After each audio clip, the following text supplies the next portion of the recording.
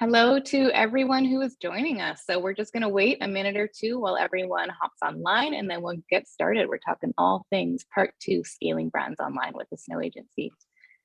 Hello, hello, everyone joining.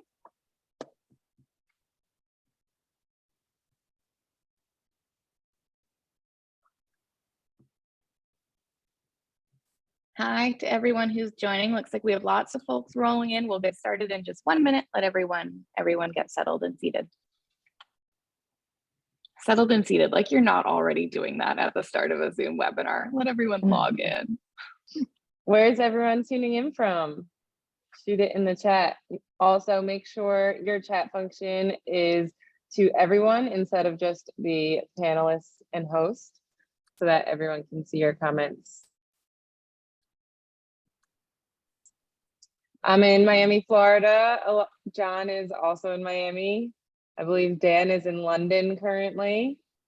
And Tila, I always forget where in Canada you are, so.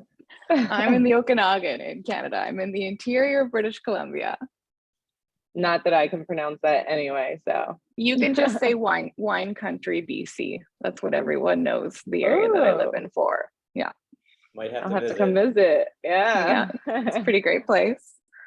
Perfect. Well, we have a bit of a smaller group today. I'm guessing that's because it's August and everyone is on vacation. But the benefit for everyone who is online is it means that our Q&A period will be very robust. You can ask lots of questions and you'll have more time to get your questions answered. So let's kick it off. Thank you, everyone, for taking time out of your day to kind of learn and chat a little bit more about the Snow Agency. Oh, Annette is telling me that the chat is disabled for attendees. Okay, I'll kick it off and then I'll figure out how to repair that chat while you're doing introductions. So hello, everyone. Thank you so much for hopping on to join a little bit of learn about scaling brands online. My name is Tila Beischer. I'm our product marketing manager here at Stamped. And we are joined by the founders of the Snow Agency. They did an amazing presentation with us 2 weeks ago now, all about the introduction to optimizing your e-com business. And this is our part two. So I'm going to pass it over to my amazing colleague, Annette, who is the manager of partnerships, to introduce her brothers to you. Hey, everyone. I'm actually going to kick it over to John and Dan to introduce themselves today, switch it up a little bit. But a little bit about me, as Tila mentioned, I am the manager of partnerships here at Stamped. Have agency experience previously working with John and Dan as well. And I will kick it over to Dan to introduce himself and then he'll pass it on to John. Hello, everyone. My name is Daniel Snow. I am the CEO and co-founder of the Snow Agency. Myself and John have been building brands for the last decade now. We have done a lot in the advertising space, building our own brands, selling brands, a lot in the affiliate marketing space. And that was the inspiration behind our agency. So we've been building our agency for the last 3 years. And we have awesome partners like Stamp. So yeah, I'll pass to John. John, you're on mute. Sorry about that. So yeah, I'm Jonathan Snow. I'm Dan and Annette's older brother, but I'm the COO and founder of the Snow Agency along with Dan. Like Dan mentioned before, we've been in the space for close to a decade. We got started on the influencer and affiliate marketing side of things where, Dan was building a bunch of organic pages, large followings, and then we built an affiliate marketing platform to get a bunch of other large pages on this platform. And then that's how we started working with a ton of brands and businesses generating traffic through influencer marketing. Then we launched that e-commerce holding company that Dan referenced, where we had a portfolio of close to 10 brands of our own that we launched, scaled, and ultimately exited once we decided we want to go full force on the agency side of things. So that's where we're at today. We've been the Snow Agency for 3 years now, and we're extremely passionate about all things e-commerce and digital marketing, and really built that blueprint over the years that we were launching and owning our own brands. So hopefully we can share some insights with you today. Everything that we used on our own brands back when we were an e-commerce holding company, all the way up to today on all the strategies that we're implementing on our clients at the Snow Agency. And most of our clients are Shopify brands. So I'm sure many of you on the call are also Shopify brands, and so this will be extremely relevant content for everybody. All right. Short-term summary is y'all are experts in e-commerce, so this will be a bit of a masterclass. Really quickly, before we hop into the agenda, for those who aren't too familiar with what Stamped is, I'll speak to that a little bit. So we are a reviews and loyalty platform for e-commerce that help different brands to establish credibility by building trust and giving your customers a voice. Basically, our goal is to help you to acquire more customers with reviews and social proof embedded into both your online website and your social media marketing strategy. And then how do you keep those customers? It's with loyalty programs. So we'll dig into that a little bit more. But here's what we're going to be reviewing today. John, if you want to chat through the agenda. Yeah, so we'll try to get through everything today, but no promises, because last time took a lot longer than we anticipated, but we could always extend to an extra webinar if needed. So today we're going to be picking up where we left off last time. So we're going to be getting back into growing your brand online. We'll be starting off with traffic and retention stack, reviewing business intelligence and analytics, iOS 14.5 and the digital landscape. We know iOS 14 is everyone's favorite topic over the past year, so we'll give you just a recap on that and what we're seeing today. Payment solutions, not the most exciting topic, but an easy way to increase ROI on your business. E-commerce optimization. So we'll look at website performance, mobile versus desktop optimization, merchandising your products, upselling to increase AOV, social proof, checkout optimization, and we'll be discussing the future of digital, where we'll be discussing some of our predictions for what we see coming next. All right, so top of funnel traffic, the most important thing. So for those of you that aren't familiar with the term top of funnel, this is basically where you're building the brand awareness. This is where you're trying to discover new customers to ultimately get into the funnel of your store, to ultimately convert and keep converting over time. So the three pillars to succeed on top of funnel traffic, which is critical, and these are all mutually inclusive, meaning they all rely on each other for them to have success. Creator, so you need to have a strong creator strategy. This is essentially what influencers and UGC come to be. The term influencer versus creator is a widely debated topic. Influencers are basically creators that have influence over their followings. And this used to be influencer marketing used to be much larger in general to drive revenue predictably than it is today.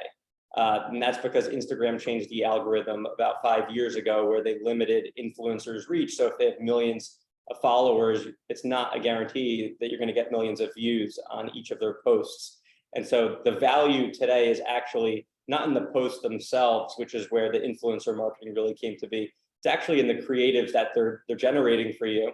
And then you're going to be repurposing that content for your paid media strategy and also for your organic strategy.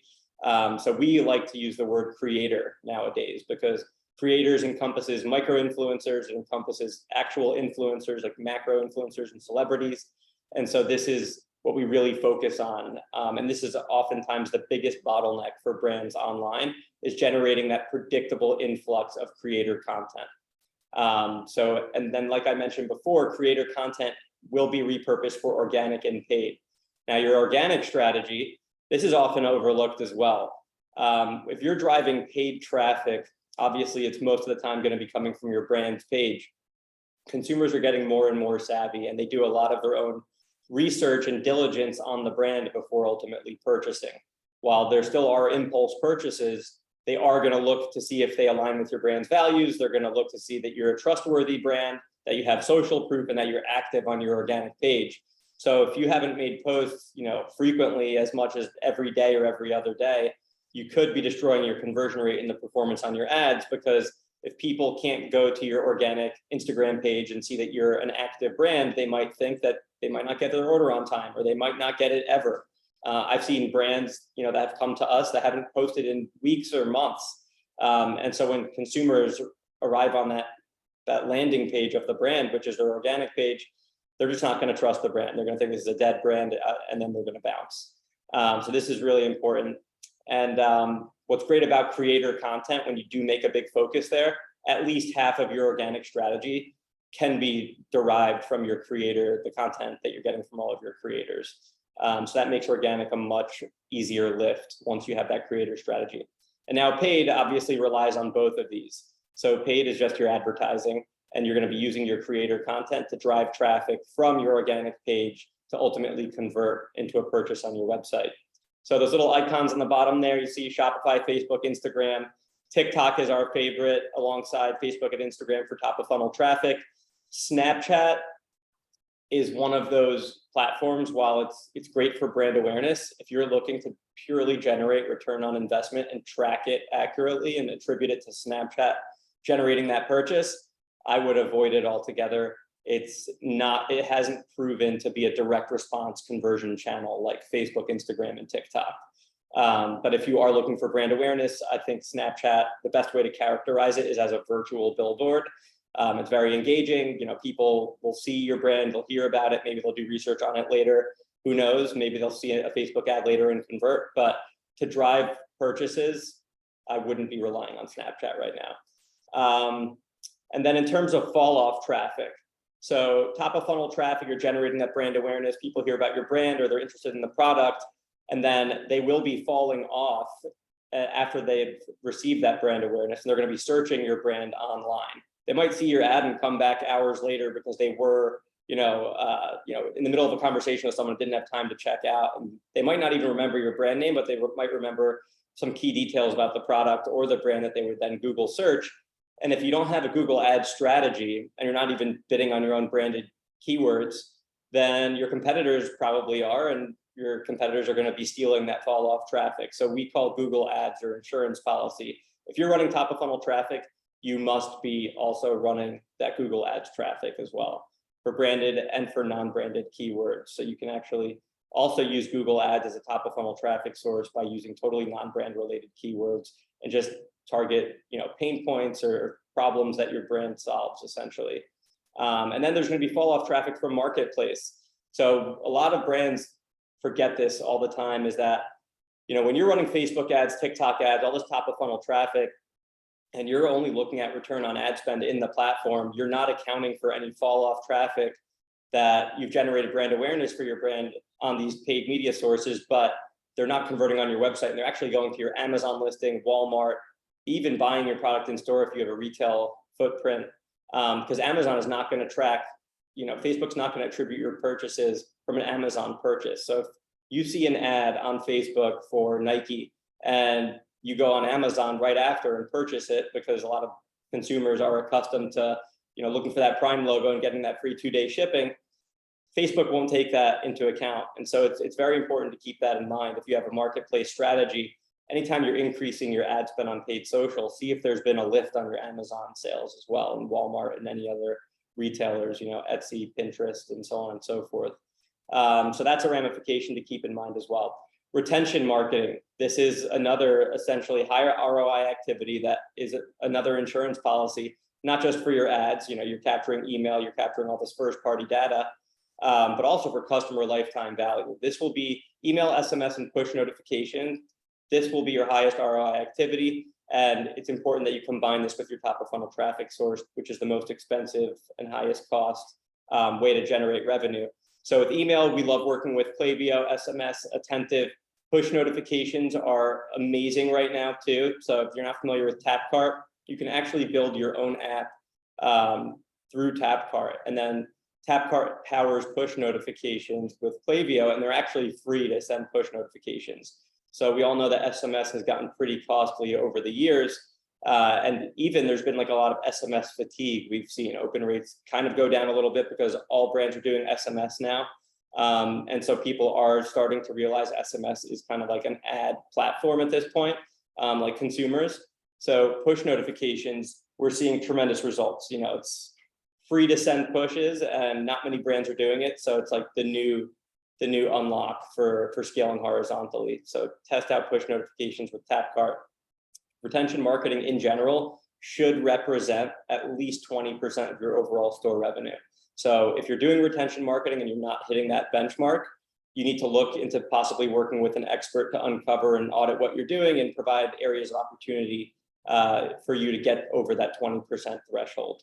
We have some brands, some CPG brands that rely on recurring orders and upselling and cross-selling different products throughout the customer journey, we've seen retention marketing represent as high as 70% of overall store revenue. So this is something you need to look into. And if you're not hitting these benchmarks, make sure you look into why and figure that out. Competition and costs, we'll move along to that. So CAC to LTV ratio, that's a really good metric to look at. So everyone knows that CPMs have been rising over time, which has made it harder to succeed on paid social. And because CPMs are rising, that means the cost to acquire new customers is rising as well. So that ratio right there, CAC to LTV, if CAC is rising, the cost to acquire customers, then we must increase LTV proportionally or more to get better results than we were before. So there are many ways to increase LTV. And one of those ways is through making your brand stickier and lasting longer online. So building community. So Facebook groups, Discord servers, anywhere where you could put your customers into a group to interact with each other and be your super fans, they will essentially become your salespeople. They'll talk about why they love your products. They'll talk about which products they want to see next. And they really inspire some of your other consumers to purchase more. Or they'll even, people go into these forums, these communities that you're building, and they'll ask questions about the product. And your other customers will actually act as your customer service reps as well. And they'll start answering, the different use cases or how to use your products, and it ends up leading to more purchases for your brand. And it's really cool that you can incentivize your communities through various email, SMS, push notification flows to incentivize people to join your community, where they can unlock a secret discount code in that private Facebook group or in that Discord server, and they can get 25% off their next purchase, just by joining. So you incentivize people to join that community, and that's how you really get your consumers entrenched in your brand. Building a phenomenal product, this goes without saying. Consumers are smarter than ever. And because acquiring that first customer is more expensive than ever, if you don't have a phenomenal product, your customers are not going to return to purchase that product again, or one of your other products that you're selling or launching in the near future. So if you're relying on that first purchase forever and trying to just be ROI positive on that first purchase, you're going to be fighting an uphill battle for eternity with your brand.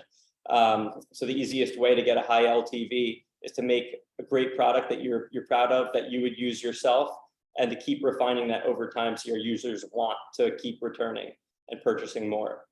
Brand awareness. So brand awareness is important as well. And with that, it's making a mission. Everyone, with all this competition out there, you don't want to just sell products. There actually should be a mission that your brand makes very clear. And you can get that message across through different brand awareness channels, like your organic pages, like your email flows, like your website. Make sure the mission is always clearly stated, and tie all your sales back to that mission, and tie like the whole vision of the brand long-term back to that mission. There right now, post-purchase experience is a totally blank canvas.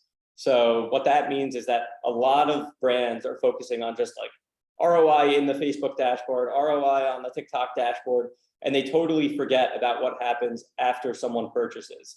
And that's actually where you have the ability to make the biggest impact. How do we optimize our shipping times, fulfillment times? How do we create that great post-purchase experience for our consumers so that they have a great taste in their mouth all the way from the time they purchase up to the time they receive the product, and then from the time they receive the product to the time they purchase the next product? These are really forgotten about among brands. And one cool post-purchase experience that we like to implement is a post-purchase tracking page. So you can actually customize your brand's tracking page rather than have that tracking link go to an ugly USPS tracking page or an ugly UPS branded page. Create your own branded tracking page, and you can add different call to actions there, like joining your private community, like subscribing to your SMS list, like upselling and cross-selling different products. And it'll be a great place for you to just get extra free impressions, which is more important than ever, because as we know, paid impressions online are quite expensive. So the average customer actually clicks on that tracking link, you'd be shocked to hear this, 10 to 15 times until your product delivers. So this is 10 to 15 times that you get to grab your customer's attention and and kind of show them the messages that you have for free. So we can go on to the next slide, but that's a nice, cool unlock.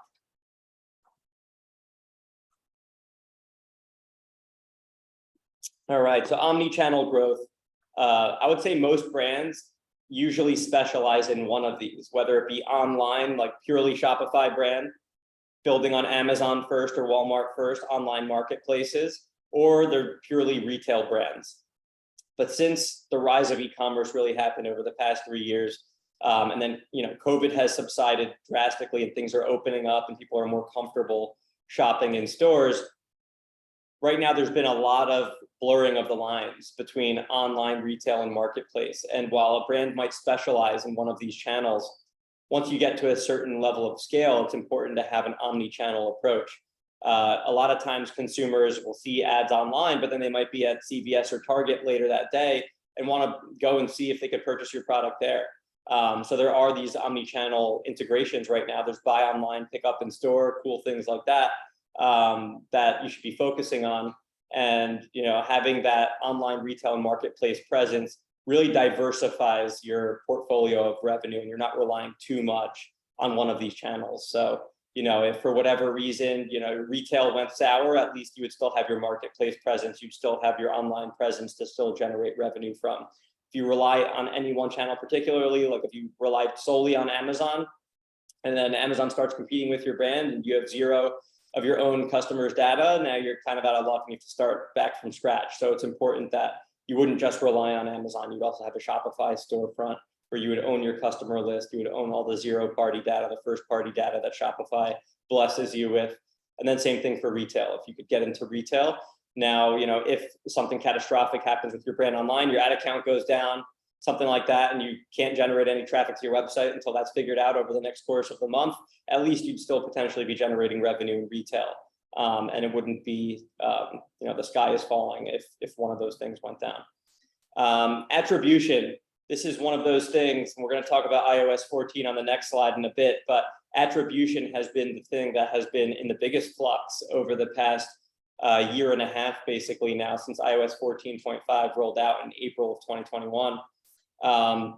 So attribution in the platform, I think we talked about this last time, goes hand in hand with tracking. But when you're looking in all these ad platforms, attribution just simply means, are my sales attributed not just to the platform, but to the creative and to the ad set from which I generated that conversion.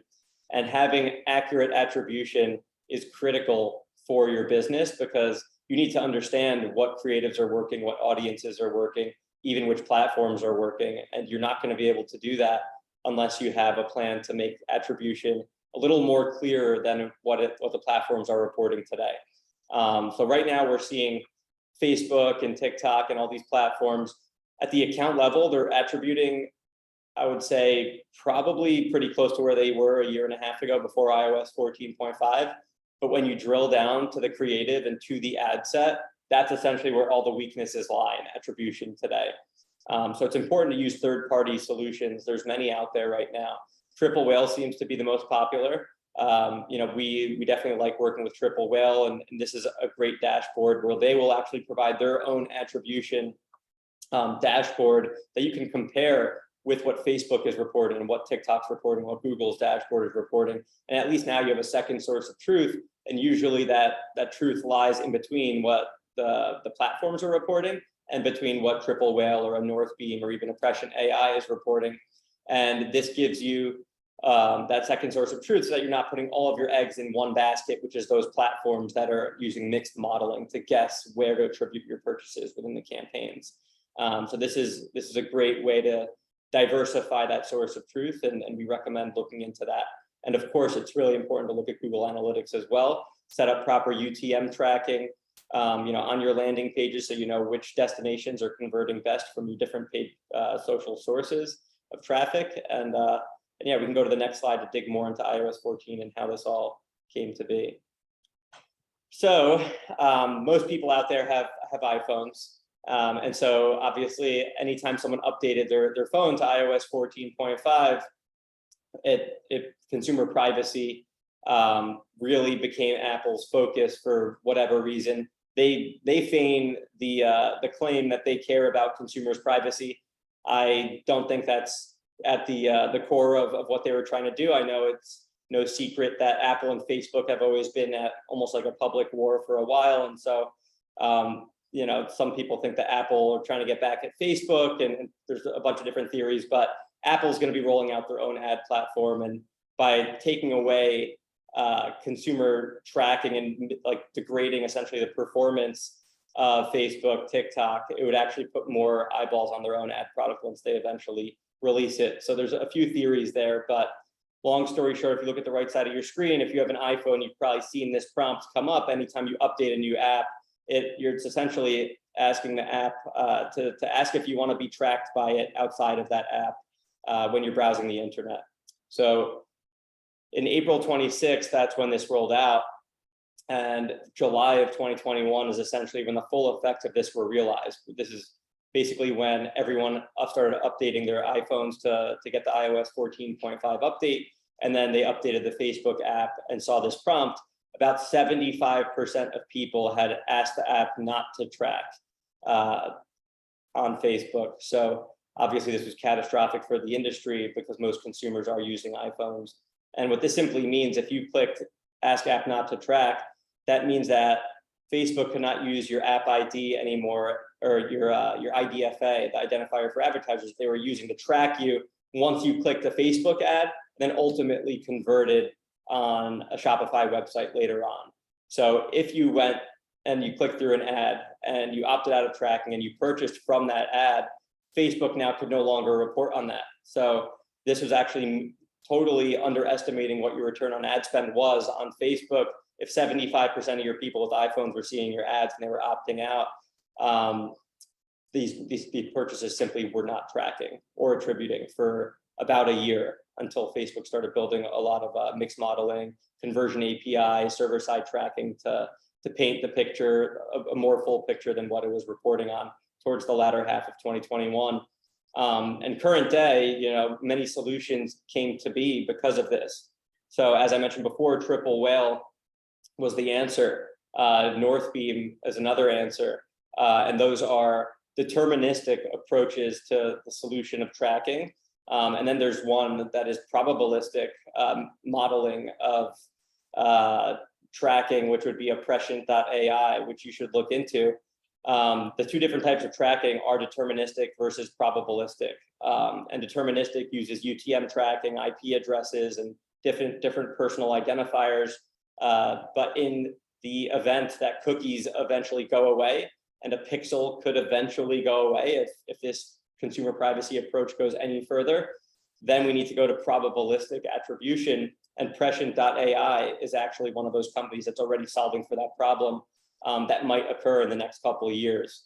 And Google's already getting a lot of pressure to essentially do a consumer privacy update like Apple did. For obvious reasons, Google has been kicking that can down the road, you know, with removing cookies and impacting the Google ads in the same way, the advertising ID. But they're more protective because they have the biggest part of their business is advertising, right? So they don't want to destroy their own business. So they're really trying to delay this as much as possible. And so that's kind of Google's take on it. But there is a world in which we might be living in where there are no cookies, no pixels, and then we're going to be living in an anonymous internet entirely. But it's good to know that companies like Prescient.ai are solving for this years ahead. And because of all of this, because we might be living in that anonymous internet in the next few years with cookies and pixels going away, that's why it's so important to build that first party and zero party data now.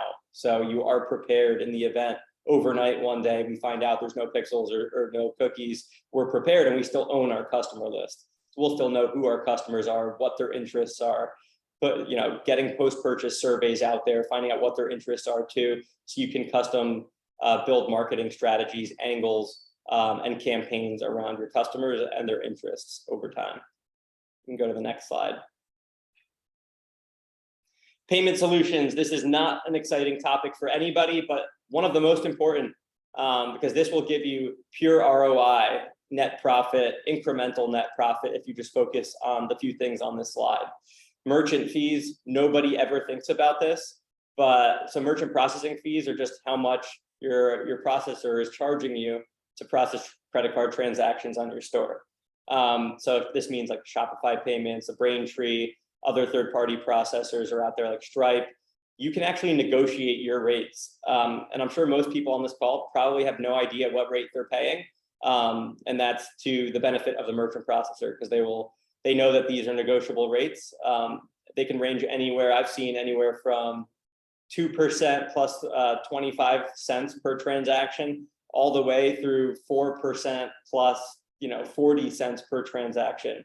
And at scale, this is meaningful. You can save, I've seen one brand save over $100,000 in net profit a year by simply negotiating rates from their processor. It's that simple. So if you can go from 3% to 2% on your merchant processing rates, you just generated an extra 1% of your store's overall revenue in net profit overnight, just from negotiating these rates. So as your volume picks up, you should have that trigger you to go back and negotiate your rates with your merchant processor. And also look at your chargeback fees. I've seen those rates be anywhere from $15 to $40 per chargeback defense, which means that your processor is charging you even if you win a chargeback. Some of these processors will still charge you a chargeback fee to go through that. So you can negotiate that cost down too. Optimizing your recurring revenue. So any business that we launch that has consumable products, they need to be utilizing a subscription software. So Recharge is our favorite software. There's others out there like Askio, but Recharge where we've been building for years and years and years. And simply, this is just if you're a CPG brand with a consumable product, if you build that product to essentially run out after 1 month, 2 months, 3 months, or 4 months, you should set up a subscription flow and heavily discount consumers to opt in to subscribe to save more money so that you can start building a predictable monthly recurring revenue benchmark for your brand. One thing that has been a great unlock for some of our brands that are actually on a monthly subscription is to have that rebill hit every 28 days so that you can ensure your consumers, if there is a shipping delay, that they're not going to be sitting there with 3 or 4 days without any product. So if you charge every 28 days, you ensure that they get their product maybe a couple days in advance of them running out from that prior month's supply, but you're also getting a 13th rebill every year. So you're getting a free rebill essentially. So you're generating 13 months worth of bills versus the 12 calendar months we have in a year. So that's going to be adding, nearly 10% in extra revenue on your MRR subscription. So that's a cool little hack that we like to use for monthly subscriptions. Buy now, pay later options are an absolute must. The 3 most popular ones are Klarna, Afterpay, and Affirm. Shopify Payments leverages Affirm to handle all of their buy now, pay later approaches. But a cool stat is that, and this was a stat from 2021, it's going to be much higher today, well over 70% today. But in 2021, a survey showed that 56% of Americans had already used a buy now, pay later service. So you need to be offering this at your checkout. What we've noticed, if you look at the top right of your screen, you'll see a tweet from me about a year ago on this, which basically tested Klarna versus Affirm. We were offering both at checkout. So when we offered Klarna and Affirm at checkout, Klarna ended up representing close to 10% of the store's overall revenue. Affirm came in at 2%. Buy now, pay later, when you combine both of them, represented 12% of store revenue. Doesn't mean that 12% wouldn't have purchased if we didn't offer a buy now, pay later, but I guarantee close to half of them would. But what's even cooler is that even if they didn't, when you look at the bottom there, Klarna and Affirm, notice the average order values of those buy now, pay later solutions. Klarna had an average order value of $92. Affirm had an average order value of $88. The average order value on the store, if you look at total sales there, $58. So people that checked out using a buy now, pay later solution, the average order value is nearly double. Yes, the merchant processing rates are much higher on Klarna and Affirm, anywhere from 4 to 6% to process, but that's a drop in the bucket compared to how much extra you just generated on the average order value from the incremental revenue your consumers were using those to purchase with. So the question really shouldn't even be like, should I be doing buy now, pay later? It's, which ones should I be using? And I would say that Klarna and Afterpay have been giving us the best results. Afterpay has actually provided the best results across all the different tests we've done. Klarna has been a close second and Affirm a third. But if you're using Shopify payments, it's great to leverage Affirm as well. So keep that in mind. Those are the top 3 that we like using. We can go to the next slide.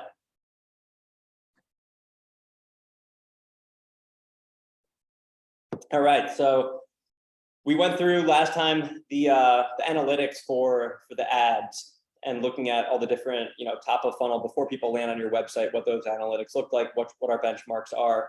But focusing on the ad platform is only half the battle, if less than that.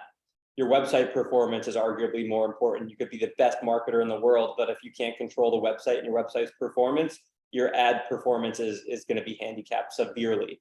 So conversion rate, our benchmark is 2% or higher.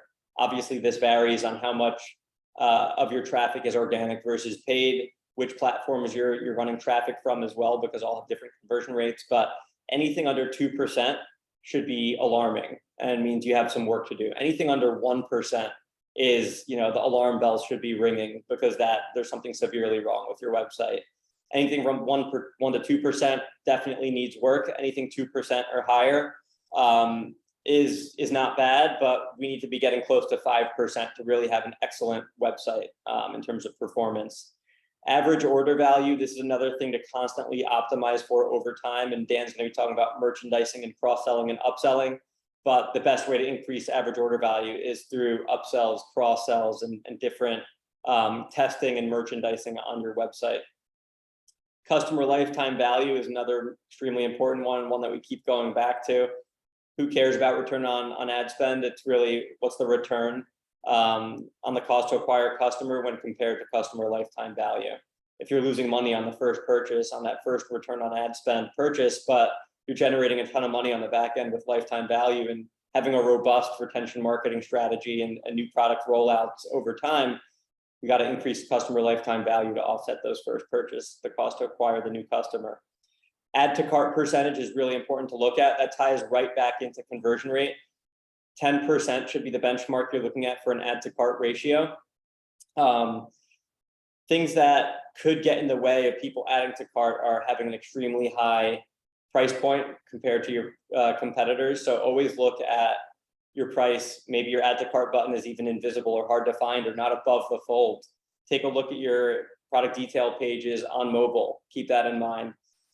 Because if your add to cart button is below the fold and they can't find it, or if it's not clear where it is, that can destroy your add to cart percentage and people will just bounce from your website. Monthly recurring revenue is what we went into about for CPG brands, or if you have a consumable product, always set up that subscription flow so you can start generating predictable monthly baseline revenue. That's going to be powerful over time, and that will just keep compounding. That's how you get your marketing efficiency ratios better and better over time, is to have that MRR play established and optimized. Churn, we want to, when we have MRR and we have subscriptions enabled on your store, not just about getting as much MRR into your pipeline, it's about retaining that MRR. So that also goes back into that post-purchase experience and making people have that, fast delivery times, fast fulfillment times, not being sold out of your products, because then people will churn from your subscription. If they don't like the product and it was a poor product or they had a poor experience receiving it, they will churn, and that will hurt your subscription base over time. Returning customer rate, once again, this plays into customer lifetime value. This is the percentage of customers that have placed more than one order from your store within a specified date range. So we want to make sure that's a high proportion. And bounce rate. This is the benchmark that we like to look at. Anything over 70% bounce is alarming. And this is just the people who visited your landing page without browsing or taking any further action on your website. So if they just land on a landing page and don't click through to your website or make a purchase, that is accounted for in the bounce rate. And you can take a look at this in Google Analytics to see what your different bounce rates are per destination, per traffic source. I mean, there's a ton you can do in Google Analytics to look at bounce rate and identify trends. Mobile first approach. I can't tell you how many brands that I come across where their desktop website is gorgeous, but when you take a look at that website on mobile, it's not sized properly. The banner is not sized properly. Add to cart button might be above the fold on the desktop view, but on the mobile view, you can't find it, and they didn't make an emphasis on it. But 90% of traffic to your website is coming from mobile. So if anything, you should be building your websites mobile first and then happen to have a great desktop experience as well. But always when you're building landing pages, not just websites, but landing pages and different product detail pages or different experiences, always inspect, put this into your QC checklist, always inspect on mobile view as well. This is often forgotten about. You can go to the next one. All right, Dan, you can take it away. Yeah, so we made this slide for people who, for brands who are kind of retail first, and making the transition from retail to online. So we kind of simplified a lot of this could be basic for some of the more advanced merchants here, but so I'll go kind of quickly. But how the storefront is the homepage, signage is navigation, hero, header, and pretty self-explanatory in terms of here. Don't want to spend too much time on this slide. Just wanted to give kind of like a brief overview of the retail first brands. You can go to the next one.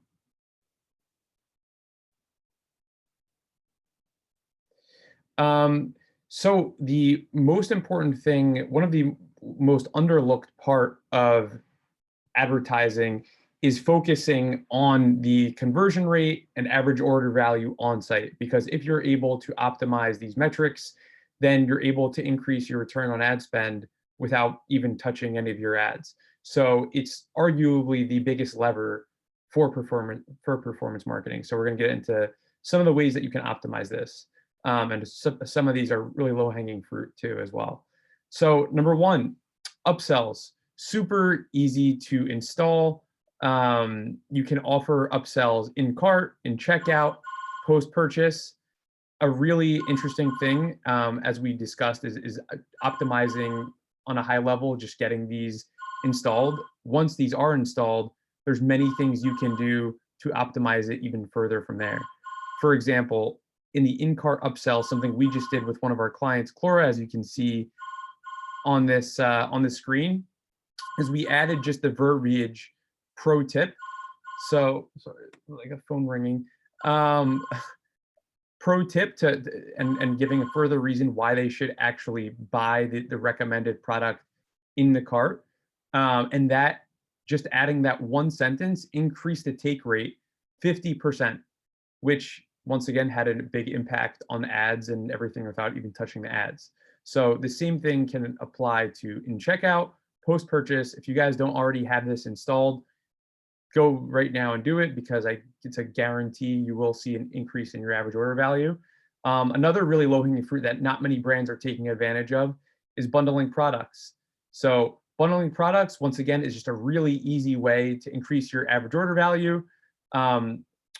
We discussed in the last presentation how important landing pages are and pre-sale articles and so forth.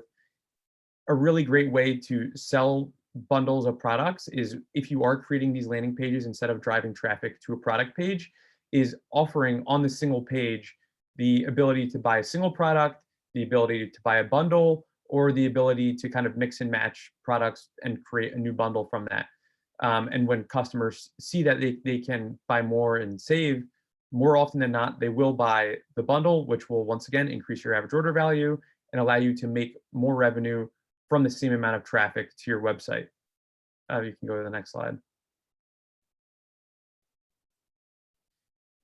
So the next thing is social proof matters. So the biggest hesitancy for most customers coming to a new site, especially if they haven't bought from the brand before, is trust. So getting product reviews, user-generated content, features, social presence, even video testimonials, if possible, on your product page as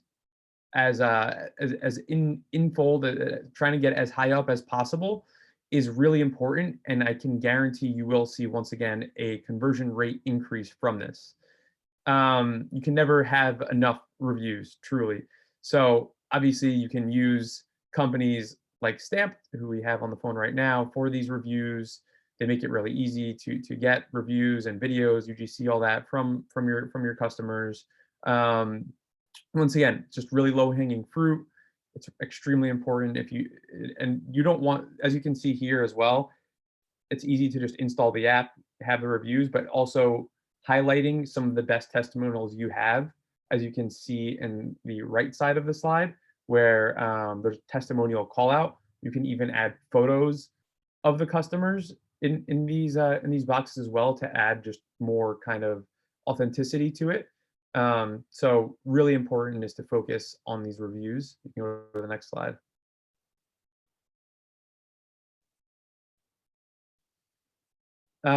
So the fold, once again, the fold is something that is really neglected for a lot of brands. We've split tested this numerous times, and we found that when the add to cart button and checkout button are not in the fold, it more often than not has significantly impacted the add to cart rate, the initiate checkout rate, the reach checkout rate, etc. And more often than not, even when I see something wrong with a client's stats, I more often than not already know that it's most likely because these buttons are not in the fold. And it's amazing to see just what adding the button in the fold will do to your conversion rate in all three of these stages. So it's really surprising to see that a lot of the free themes on Shopify and even some of the paid themes do not do this for you.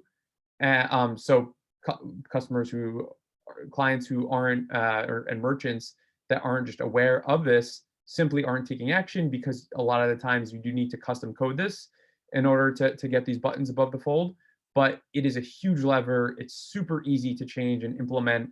Just, you can hire a developer. It won't take more than a few hours, and you will see a massive impact on the conversion rate.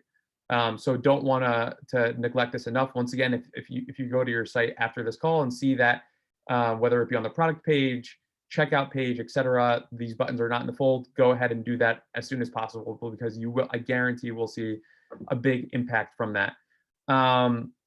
Another great way to increase your conversion rate is offering a multitude of checkout options and faster checkout options. So you can see all the different things here. If you guys don't have a lot of these already on your site, once again, really low-hanging fruit, easy to install. Shop Pay is a personal favorite of mine, similar to how PayPal is, but even faster. So just makes the consumer experience really easy. You can go to the next slide. So as a conclusion, site performance has a direct impact on your ROI, as already discussed. You cannot have strong marketing performance without an optimized website. So, or if you already do have great advertising efforts, the next biggest lever you can make is on-site, because once you do have this optimized, then once again, it will allow you to create more revenue from the current traffic you're already sending. As advertising is getting more and more expensive, it is increasingly more important to focus on optimizing your on-site experience. So yeah, there was a few quick tips. Awesome. Thank you so much. So we're moving into the future of digital next. I think this is back to you, John. Oh, you're on mute. Sorry about that. Did that again. Not good. But I don't know how much time we're saving for Q&A. I know we're coming up on time, but we do have a couple slides we could probably breeze through, and I guess we can do that and leave a few minutes at the end. I could stay over time a little if schedule permits. But anyways, for digital, things are rapidly changing. Media buying and like spending time in the platform and really audience hacking, it's really been commoditized and simplified over the past 2 years. And so I believe that artificial intelligence and machine learning will automate media buying. And it's already to the point where 90% of marketing and success on marketing relies on the creative strategy and implementation and the funnel that you're building, and the actual like budget manipulations and audience building you do within the platform essentially should be automated, because it is very objective in nature. If you're looking for a certain return on ad spend, then do this. And where like the true talent lies is in the creative driven marketing now. So that's one of my predictions. I know there's already softwares out there that are trying to solve for this so that marketers could really focus on the creative angles, and the things that make the biggest impact. Live shopping, that goes without saying. There's been a ton of focus on this on the platforms to improve social commerce. YouTube, TikTok, Instagram, they're all using live shopping right now for especially product drops, product launches, to build hype and then do a live shopping experience where you could actually purchase in the live stream. Web3, the interest there has obviously been less in the past few months given the state of the economy. But this is kind of a futuristic next step is the metaverse. That's extra ad impressions that are possible through Web3. Crypto payments, that's another thing that Shopify is putting a lot of bets in, is to enable crypto payments in checkout. So that's something to keep an eye on. If you're processing payments, goes back to our merchant processing slide, a lot of consumers actually do want to check out in crypto. So look into different payment solutions for that.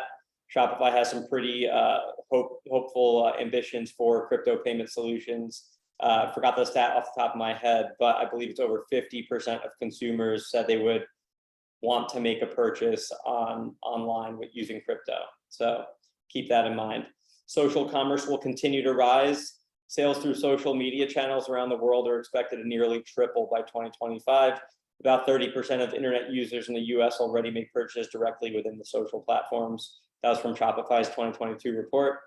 The next biggest thing, which we're most excited about, to be honest, we mentioned a lot on the last call, but performance PR and publisher whitelisting will become the next mainstream form of advertising on paid social. Everyone's been advertising from their brand page on Instagram, on TikTok, on Facebook.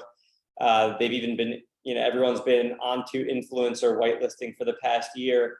But what about whitelisting through a BuzzFeed or through a PR channel or different publishers that Dan and I mentioned on that last call? It's actually a service we're going to be rolling out shortly to actually run ads through the publishing websites that we've built. And we've seen CPMs decrease by over 50% routinely on ads that are using publisher whitelisting. Click-through rates over 300% higher on publisher whitelisting. CPAs dropping nearly 50% from publisher whitelisting ads.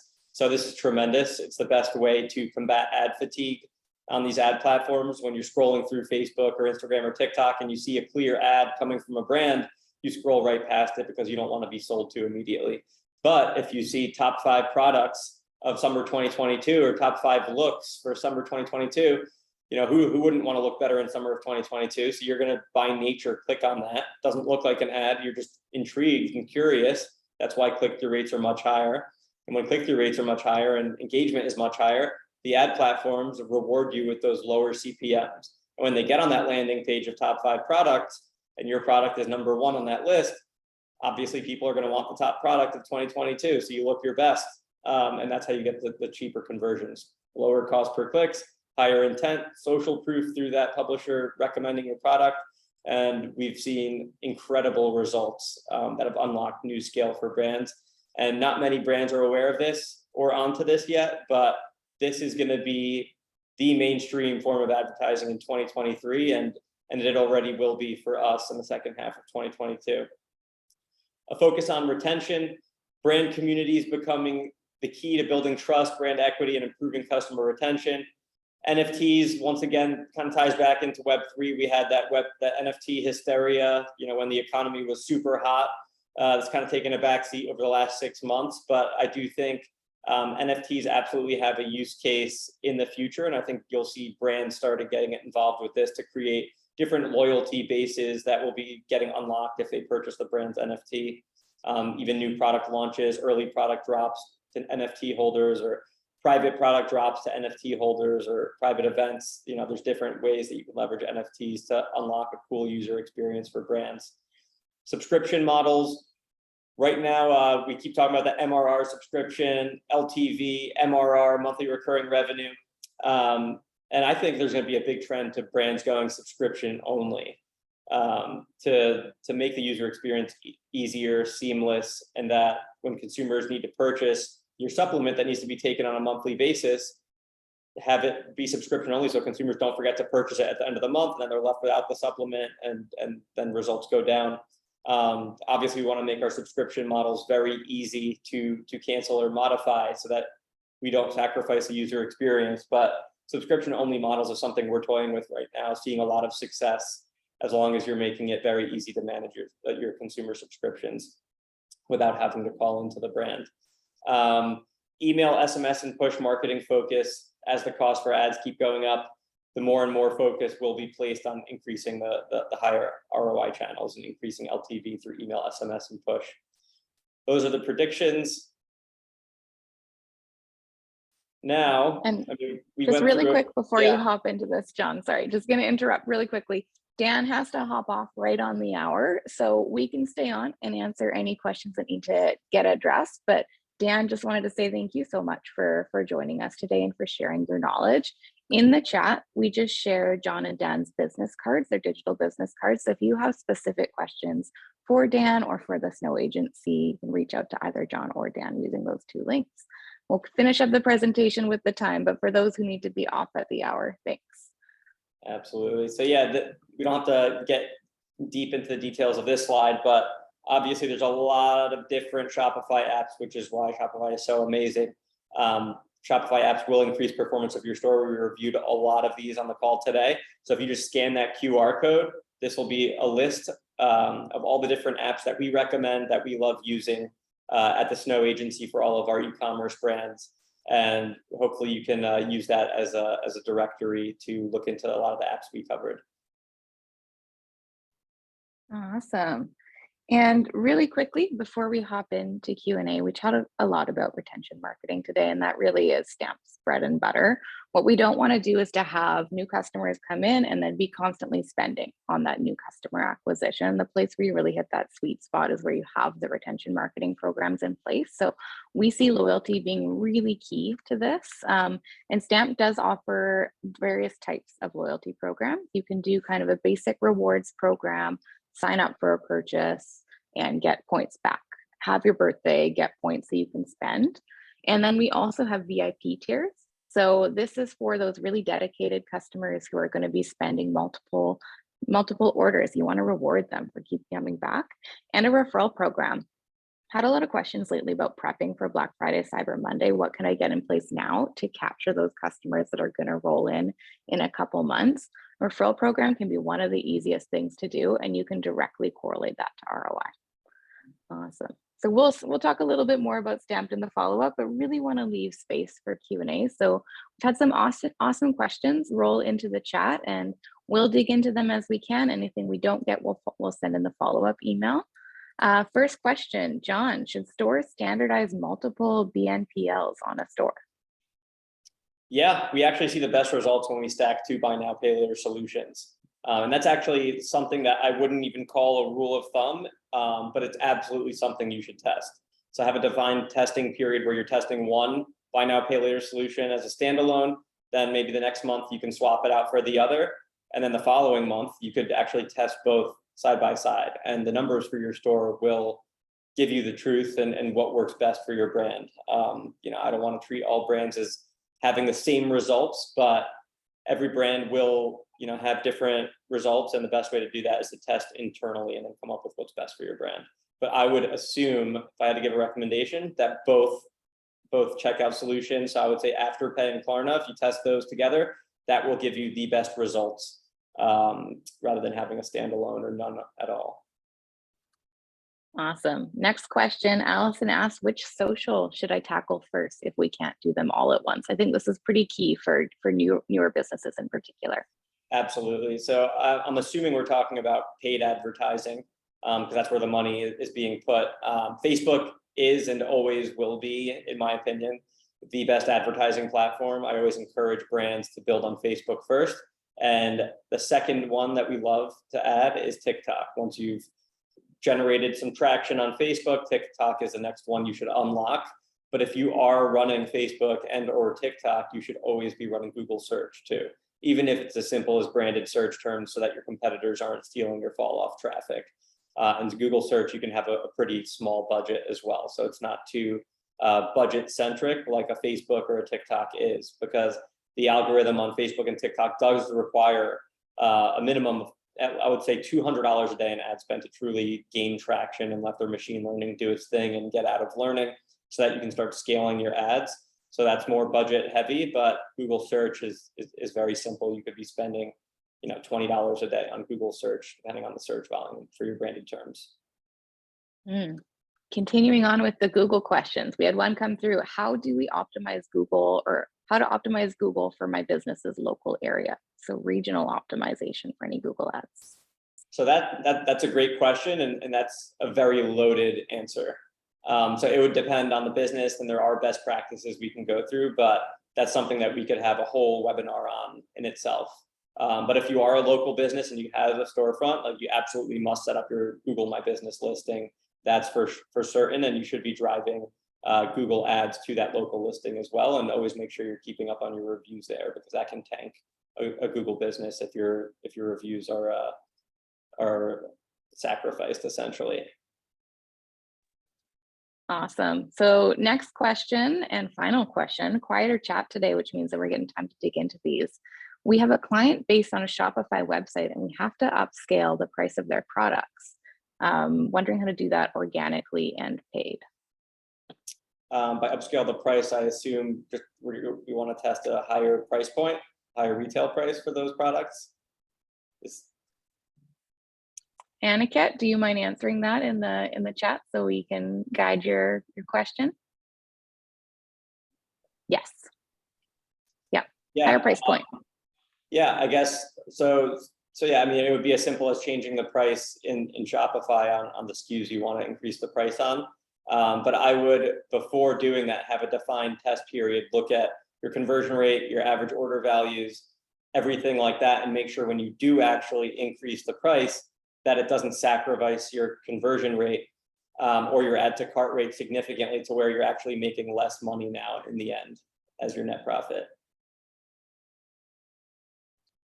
Awesome. All right. Well, those were the questions that rolled through. I'm really curious, John, I have one more question for you. This is at the top of our mind because we've started planning our Black Friday Cyber Monday campaign, and I'm sure that everyone else on the call is too. What is your top tip when preparing early for Black Friday Cyber Monday? What's the one thing that you think brands could do to make sure that they have success this year? The most important thing is to start Black Friday early now. Black November is what we call it. And especially in a down economy, which it's still down and it likely will be down through Black November, people are bargain shopping. And when your competitors are starting at their Black Friday sales or the Black November sales on November 1st, and you're starting it on Black Friday, the people that were in the market for your products and were kind of waiting for your sale, they just saw your competitor ads 3 weeks prior and got excited and purchased. Now they don't need your product. So I would start planning for Black November now. There's a lot that goes into planning, and you have to think of every element of it. It's email, it's SMS, it's different versions of the theme of your website, and there's a lot of different interdepartment collaboration that your brand will need to pull it off and make it a succinct experience. And the best way to do this, actually, you can use Shopify Launchpad to create and schedule your sales so that it automates the entire launch of the theme. It'll take down the sales and revert back to your old theme as soon as your sales scheduled to end, so that it's a lot of the heavy lift is not having to be done by your internal teams, and you don't have to go through a checklist to sacrifice everything potentially breaking or forgetting certain things to change. You can actually plan everything ahead of time in Launchpad, so you have time to really plan everything rather than scramble last minute. Awesome. There's this through line between what you and Dan have been teaching, which is use the tech stack that makes sense for you. And it sounds like very focus in on those growth hacks. How can you spend a little bit less and get more from it? So succinctly summarized for Black Friday too. Thanks, John. Absolutely, my pleasure. So yeah, on the screen, you see some QR codes there, one for Dan, one for myself. that has a link directly to our email addresses, our different social handles. So I think our Twitter, our LinkedIn, or even our cell number is on there. Feel free to continue this Q&A over time. Dan and I love to help others in the industry, even if you're not a client of the Snow Agency. I think this is a space where collaboration is key for the future of e-commerce to continue to rise. If it's 20% of overall retail sales, collaboration, because we're so early in this game, is key to get that from 20% of overall retail to 70+%, right? So the larger this industry grows and the more everyone learns together and shares knowledge, the better off everyone will be. So don't hesitate to reach out to us, scan those QR codes, and follow us on LinkedIn, on Twitter. We love sharing our insights on a routine basis, and we always share the insights that we see working, which constantly there's new insights on a daily, weekly, monthly basis that we see in our book of brands. So happy to share and follow us along for those insights. Awesome. Well, thank you. Thank you so much for presenting today, for giving us so much knowledge. And a couple weeks ago too, this 2-part series. For everyone on the call, we'll follow up with a quick summary and a reporting, so you'll be able to dig in and pause and replay what you need to from here. This has been such a fantastic event with so much deep knowledge shared.